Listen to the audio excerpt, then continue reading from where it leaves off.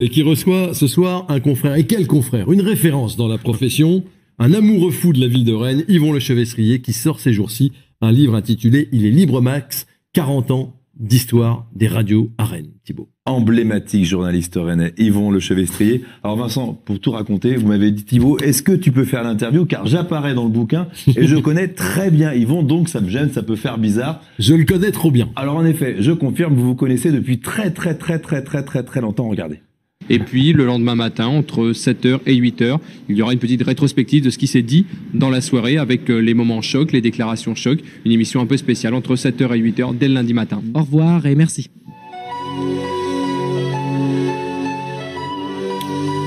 Ouais. Vous avez reconnu la moustache de Yvon Le Chevestrier, les cheveux de Vincent Simoneau. C'est pas ma voix en tout cas. Mais si, c'est non, c'est pas ma voix, c'est truqué. Voilà donc ce livre vraiment génial au format vinyle qui retrace 40 ans de radio libre et radio pirate aussi à Rennes.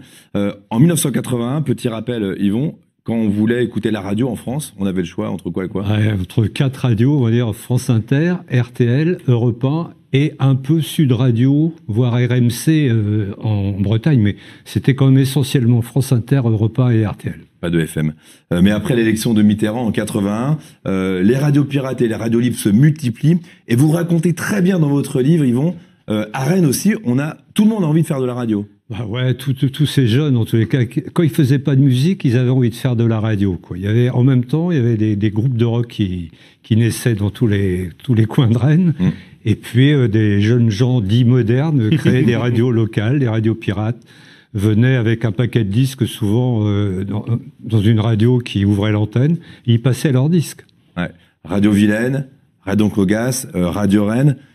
Mais tout ça, c'était assez fragile, en fait. Vous le racontez très bien dans le livre. Ouais, et puis il y en a une qui est arrivée à peu près dès le début, puisqu'elle s'est ouverte le 14 juillet 1981, c'est Fréquencile. Ouais.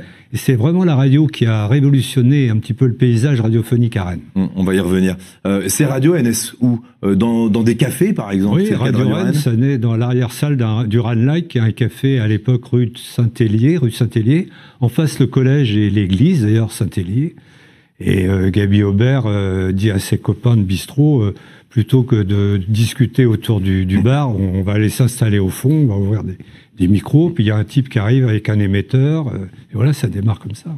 Gaby Aubert, donc figure qui est toujours en place à Radio Rennes, créateur de Radio Rennes, et un peu le fil rouge de ce livre. Regardez-le, on va le retrouver dans un reportage diffusé en 1989 qui faisait le point sur le paysage de la FM rennaise. Regardez. Depuis 81, le PRR, le paysage de la radio rennaise, a sérieusement évolué. Des associatives, Radio Vilaine, Congas, RBS, Rennes FM, Canal 102 n'ont pas survécu à la bataille des ondes. Il n'en reste donc plus que deux, Radio Rennes et Radio Alpha. Et à quel prix? Radio Rennes vit grâce au mécénat, on lui prête des locaux en plein centre et grâce aux subventions. Radio Alpha reste, elle, très confidentielle. La radio chrétienne survit, elle aussi, grâce aux subventions. Radio Alpha espère, pour 88, diffuser en direct la messe dominicale. Bien sûr, c'est celle de Baudelaire. Ah, Baudelaire. Petit jeu de mots. Radio Alpha et Radio Rennes sont toujours là, d'ailleurs. Alors en effet, vous parlez beaucoup de Fréquencile, devenu It West il y a quelques années, enfin, en début des années 2000, devenu donc une radio locale privée, puis It West. Pourquoi, en fait? Fréquencile, c'est vraiment la symbolique de radio associative à radio privée? Ah oui, parce que quand Pierre Giboire, le créateur de Fréquencile, lance sa radio, il est étudiant à Rennes, et il dit à des potes de fac, ouais, vous n'avez pas un peu d'argent à mettre, on les met ensemble, et puis on va aller acheter un émetteur en Italie. Ils reviennent avec l'émetteur et ils se lancent. Alors au début, ils s'installent vers la rue de Brest, je crois, un immeuble, le Belvédère, que Vincent a dû bien connaître un peu après. Et ils commencent comme ça. Et avant le 14 juillet, ils sont sans arrêt poursuivis parce que dès qu'ils commencent à émettre, TDF arrive. Quand c'est pas les CRS, et, voilà, ils coupent. Ils ont même eu leur émetteur saisi, Fréquencile à un moment. Et le 13 juillet, ils décident d'ouvrir l'antenne, là, pour de bon, avec Il est libre Max, une chanson d'Hervé Christiani, qui était un tube de ces années-là. Et que vous avez choisi un peu en sous-titre de ce livre, Il est libre Max. En plus, c'est une chanson, je trouve, qui symbolise bien ce côté un peu léger, un peu pop aussi des années 80. Vincent Simoneau, vous faites partie de toute cette vague de journalistes, une génération de journalistes rennais qui a été formé dans ces radios locales privées. Oui. Stéphane Beignet aussi, Oui. Franck Delaunay que l'on a entendu, Yvon Le Chevrestrier un petit peu aussi. Enfin, Bernadette Kessler. Bernadette Kessler. Oui, on a tous débuté parce que l'antenne était ouverte, que pour peu qu'on puisse venir avec des disques, ce qui était mon cas, on était le bienvenu, puisqu'il n'y avait pas assez de disques dans les radios au tout début, et surtout ça nous a permis tous d'apprivoiser le micro, de prendre confiance en nous peut-être, de nous intéresser à l'info, à autre chose peut-être que la musique, et on est tous restés en place, oui. à Rennes. Ben, à Rennes pour certains, Ouais. qui sont immobiles, et pour d'autres bien ailleurs. Alors ce livre, il est libre Max, c'est aussi un prétexte pour rencontrer les acteurs de la mutation de cette ville qui se décoincent.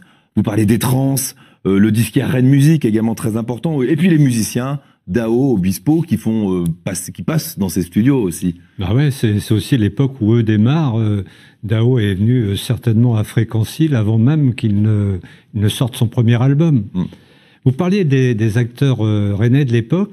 Il y en a un aussi qui a un lien vraiment étroit avec cet album, c'est Benoît de Belloir, qui était lui sur une radio dite Radio Congas à l'époque, et qui a eu la gentillesse de me faire la pochette de cet album. Et c'est très réussi. Oui, on a et- fini. Oui, non, on a fini. On rend hommage effectivement à Benoît, qui a joué aussi dans L'Ombre Jaune, groupe de rock qui est devenu après Niagara, c'est dire si ce personnage est un personnage central de la vie rennaise. Il est libre Max, donc 40 ans de radio libre à Rennes, et il y a toujours Radio Rennes en 2021, il y a toujours Radio Alpha, Canal B est arrivé sur Rennes en 2006, ou encore Célèbre, la radio est une Nantes. Finalement, le paysage, 40 ans après, est assez stable. Merci beaucoup, Yvan Le Merci à vous. Chevrestrier. Le Ça livre, on sort le trouve ces où jours-ci. ces jours-ci? Ils sont en librairie à partir de vendredi. Très bien. C'est une très bonne idée de cadeau de Noël. Déjà, il faut prévoir Noël. Mais même, on peut se faire plaisir immédiatement en achetant Il est libre Max. On passe au sport. Et à 13 mois du départ de la route